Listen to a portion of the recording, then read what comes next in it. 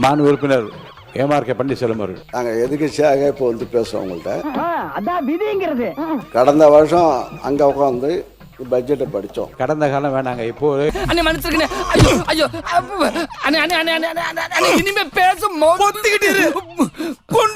ஏழாவது முறையாக சட்டமன்றத்தில் கலந்து கொண்டு பேசுவதற்கு வாய்ப்பை தந்த எங்களுடைய தலைவர் முன்னாள் முதலமைச்சர் அண்ணன் தளபதி ஸ்டாலின் அவர்களுக்கு நான் நன்றியை தெரிவித்துக் கொள்கிறேன். இது கிண்டல் இல்ல மாப்பிள, நக்கல். முதலமைச்சரோட அன்னைக்கு ஒரு வார்த்தை சொன்னார், எங்களுக்கு எல்லாம் வருத்தம், அரசியல் கட்சி நீங்களாம் வந்து பேப்பரை படிக்கலையா. ஃபிளாஷ்பேக். முன்ன பின்ன பேப்பர் படிச்சிருந்தா நாட்டில் என்ன நடக்குதுன்னு தெரிஞ்சிருக்கும்.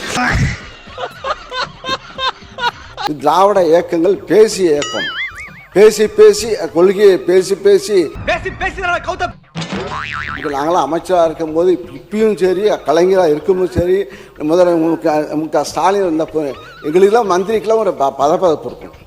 காலையிலே 5-6 மணிக்கெல்லாம் போகணும். காலையில் 6 மணிக்கு 7 மணிக்கு இல்லை 8 மணிக்கு வந்தால் தான் தாண்டினாதான் எங்களுக்கு நிம்மதியாக இருக்கும். அப்ப மத்தியான சாப்பாடு 4:30 மணிக்கு ராத்திரி விடிஞ்சிருங்க. ஆக நாங்கள் டென்ஷன்லேயே 5 ஆண்டு காலம் இருந்தோம். ஆக நீங்களாம் ரிலாக்ஸாக இருக்கு, அதான் ஆச்சரியமா இருக்கு, எங்களுக்கு ரிலாக்ஸாக இருக்கு. இன்னைக்கு காலையில், நேற்று நைட்டும் சரி, இன்னைக்கு காலையிலையும் சரி, மாண்பு முதலமைச்சர் இன்னைக்கு ஒரு சின்ன வாய்க்கா பிரச்சனை கூட ஃபோனு அடித்து அதை உடனே சரி செஞ்சாச்சான்னு கேட்கக்கூடிய ஒரு முதலமைச்சராக தான் இருக்கிறார்.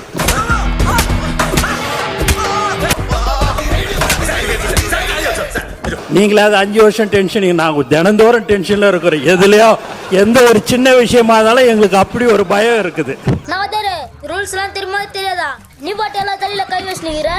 விவசாயிகள் போராட்டம் இல்லாமலே 5 ஆண்டு காலம் வாழ்ந்தார்கள். மாண்புமிகு உறுப்பினர் வந்து போகிற போக்கில் அப்படியே நகைச்சுவையோட சிரிச்சுக்கிட்டே வந்து போராட்டங்கள் இல்லாத ஒரு ஆட்சின்னு சொன்னார்.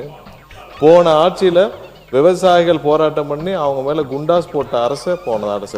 விடிய அரசை கண்டித்து விழுப்புரத்தில் ஆயிரக்கணக்கான கரும்பு விவசாயிகள் போராட்டத்தில் ஈடுபட்டுள்ளனர். பெரம்பலூர் அருகே உரிய விலை கிடைக்கப்பெறாததால் மக்காச்சோளத்தை சாலையில் கொட்டி விவசாயிகள் போராடி வரக்கூடிய அண்மை நிகழ்வை நாம் பார்த்து வருகிறோம்.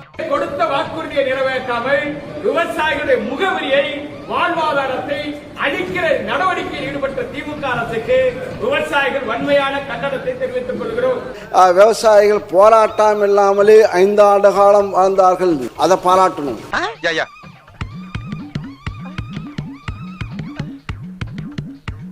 எத்தனை பேர் குண்டாஸ் போட்டு அவங்க எவ்வளவு கஷ்டப்பட்டாங்கன்னு தெரியும்.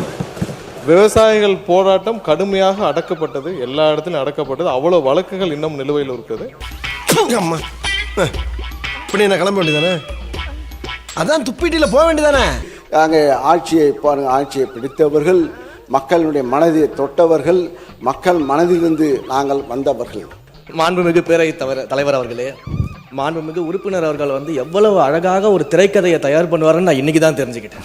ஊரே ஒண்ணு சேர்ந்து காரி துப்புதுடா. வீடியா என் மூஞ்சில காரி துப்புறதுக்காக ஊரே ஒண்ணு சேர்ந்து நினைச்சு சந்தோஷப்படியா. அழகான திரைக்கதையெல்லாம் பேசிட்டு இருந்தார்.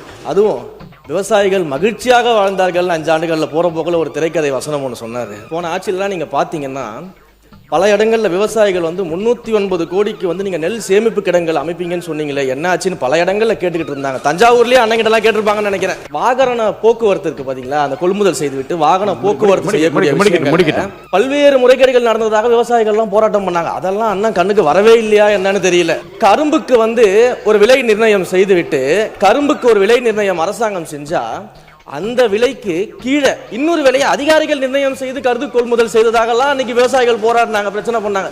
அதையும் அண்ணா மறந்துட்டாரு போல. பங்கு மாட்டிக்கிட்ட பங்கு. இப்பதான் தெரியுது உங்களுடைய எப்படி பிரச்சாரம் எப்படி பண்றீங்க. மாண்புமிகு சாமி அமைச்சர், இந்து சாமி அமைச்சர் சாமி அவர்கள்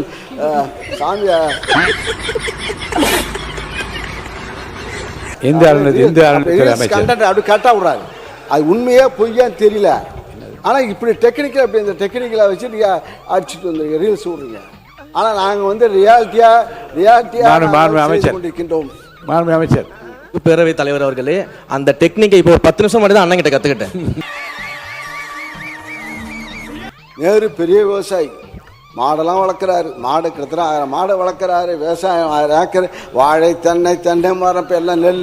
அதே போல் வேறு அண்ணன் வேலு அவர்கள் டிராக்டர் ஓட்டுவார், புதிய அண்டை வெட்டுவார், வயலில் அண்டை வெட்டுவார்.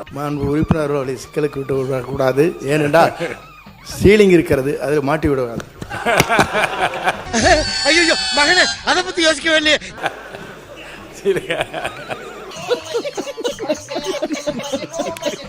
இதுல அண்ணா வந்து அழகா சொன்னார், யார் யாரெல்லாம் விவசாயிகள்னு சொன்னாரு. அதுல ஒரு முக்கியமான விவசாயி அண்ணன் மறந்துட்டார். எல்லாரும் விவசாயிகள் அண்ணன் ஒவ்வொருத்தரை பத்தியும் சொல்லும் போது ஒரு முக்கியமான விவசாயியை மறந்துட்டாரு. கரும்பு தோட்டத்துக்குள்ள கான்கிரீட் போட்டு நடந்த விவசாயியை பத்தி அண்ணன் சொல்ல மறந்துட்டாரு.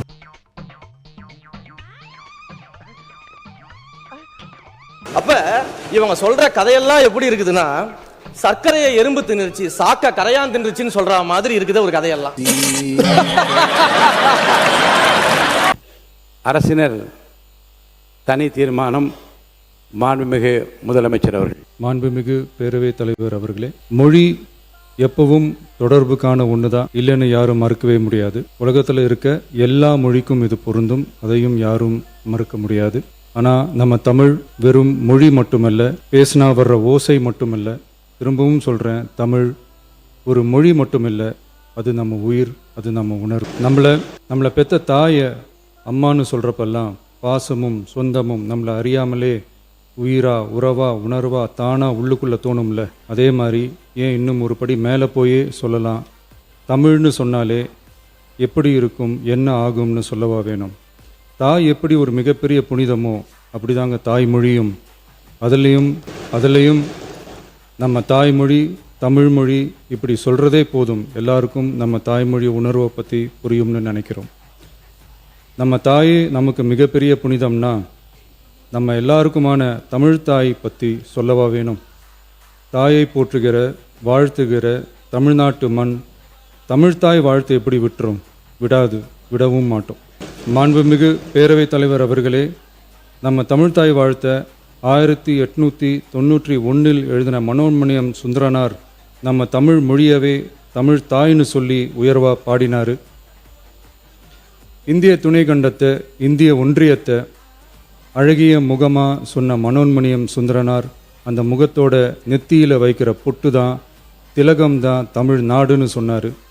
இந்தியாவோட நெற்றியில் இருக்கிற பொட்டு மாதிரி ஒரு வெற்றி பொட்டு தான் நம்ம தமிழ்நாடு.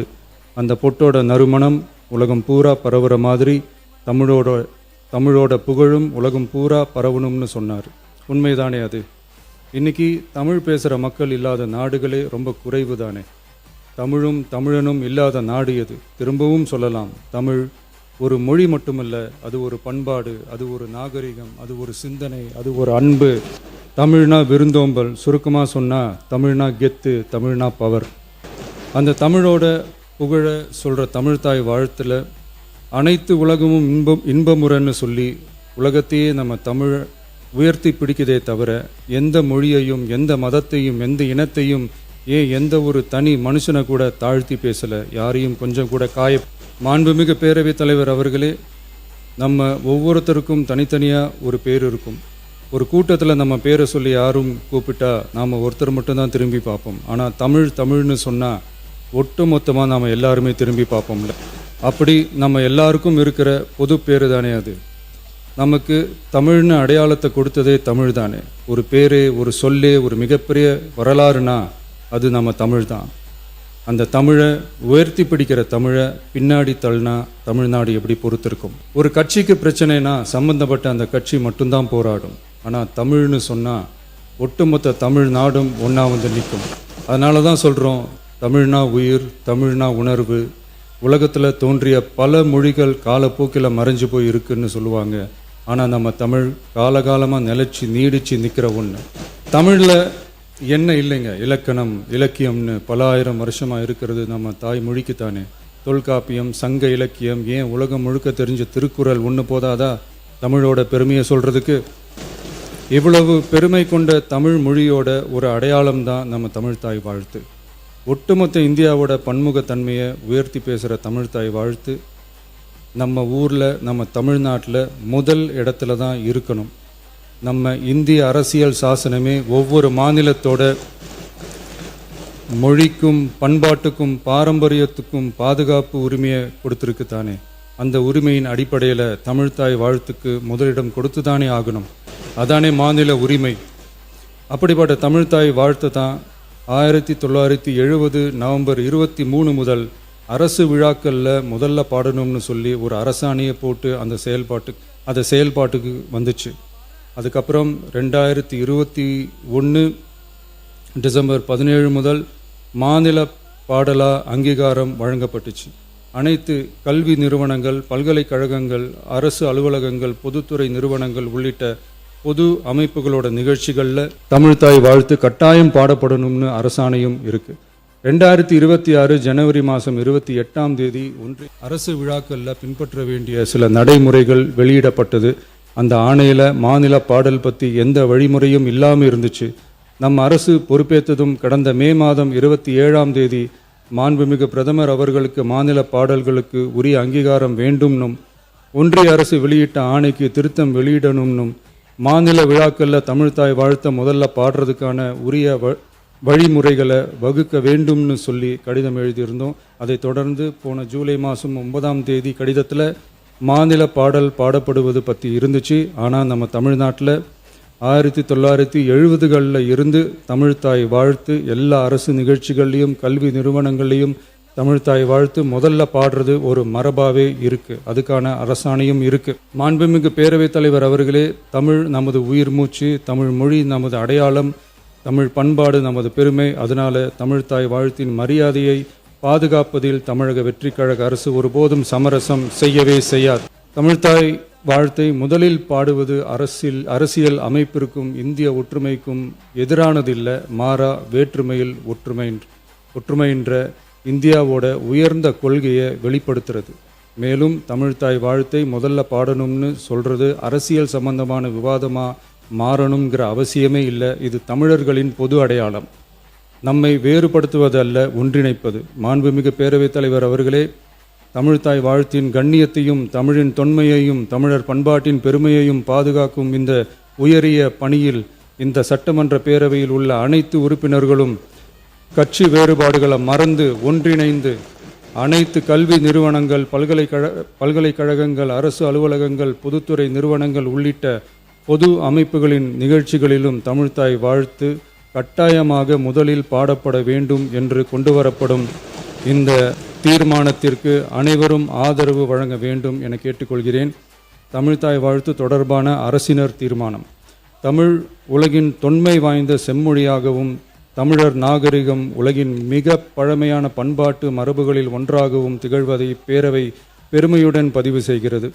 மனோன்மணியம் சுந்தரனார் அவர்களால் 1891 எழுதப்பட்ட மனோன்மணியம் என்ற நாடக நூலின் பாயிரத்திலிருந்து எடுக்கப்பட்ட தமிழ்த்தாய் வாழ்த்து 1970 நவம்பர் 23 முதல் அரசு விழாக்களில் முதலில் பாடப்பட வேண்டும் என அரசாணை வெளியிடப்பட்டு செயல்பாட்டுக்கு வந்துள்ளது.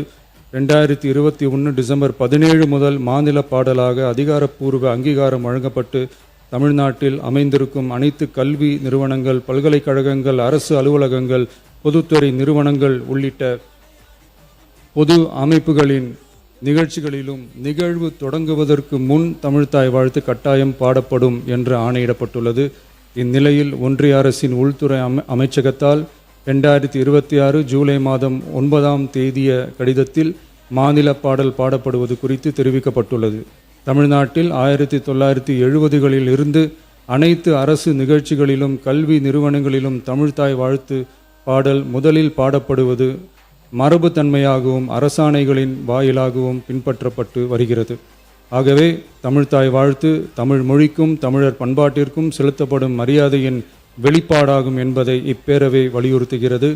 இந்திய அரசியலமைப்பு வழங்கியுள்ள மொழி மற்றும் பண்பாட்டு உரிமைகளின் அடிப்படையில் தமிழ்நாட்டின் பண்பாட்டு அடையாளத்தை நிலைநிறுத்தும் வகையில் தமிழ்நாட்டில் அமைந்திருக்கும் அனைத்து கல்வி நிறுவனங்கள், பல்கலைக்கழகங்கள், அரசு அலுவலகங்கள், பொதுத்துறை நிறுவனங்கள் உள்ளிட்ட பொது அமைப்புகளின் நிகழ்ச்சிகளிலும் நிகழ்வு தொடங்குவதற்கு முன் தமிழ்த்தாய் வாழ்த்து கட்டாயம் முதலில் பாடப்பட வேண்டும் என தமிழ்நாடு சட்டமன்ற பேரவை ஏகமனதாக தீர்மானிக்கிறது என்ற தீர்மானத்தை நான் முன்மொழிகிறேன். அனைத்து கட்சிகளை சார்ந்த உறுப்பினர்களும் இந்த தீர்மானத்தை ஒருமனதாக நிறைவேற்றி தர வேண்டுகிறேன். நன்றி, வணக்கம்.